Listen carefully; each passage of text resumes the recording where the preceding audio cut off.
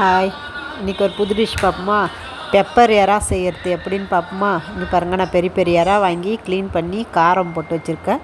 இதில் மிளகாய்த்தூளும் உப்பு மஞ்சள் பொடி போட்டு நல்லா நான் பிசைஞ்சு வச்சுருக்கேன். ஒரு கடாய் வச்சு எண்ணெயை ஊற்றி அதில் கொஞ்சம் கடவுள்தம்பயிர் போட்டுக்கிறேன்.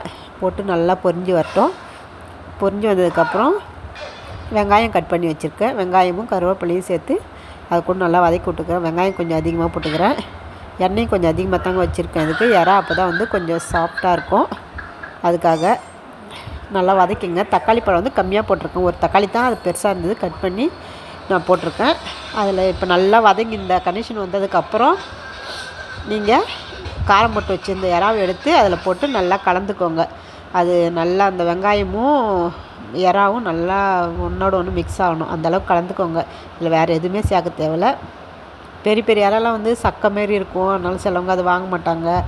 அது எப்படி செய்யறதுன்னு தெரியாதுல்ல. இந்த மாதிரி செஞ்சு பாருங்கள், ட்ரை பண்ணி பாருங்கள். அது டேஸ்ட் நல்லாயிருக்கும். இதில் கொஞ்சம் லைட்டாக தண்ணி வச்சு தான் வேக வைக்கணும். ஏன்னா இதில் தண்ணி விடாது, ரொம்ப வேகிறதுக்கு லேட் ஆகும் கொஞ்சம்.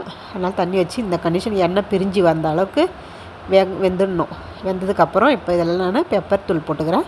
பெப்பர் பொடி நல்லா கொஞ்சம் தூக்கலாக போடுங்க. அது அப்போ காரம் நல்லா காரசாரமாக இருக்கும். எறா இந்த அளவுக்கு போட்டு நல்லா கிண்டி விட்டுக்கோங்க. இந்த டிஷ்ஷு பிடிச்சிருந்ததுனாக்கா உங்களுக்கு கமெண்ட் பாக்ஸில் கமெண்ட் பண்ணுங்கள், லைக் பண்ணுங்கள், சப்ஸ்கிரைப் பண்ணுங்கள்.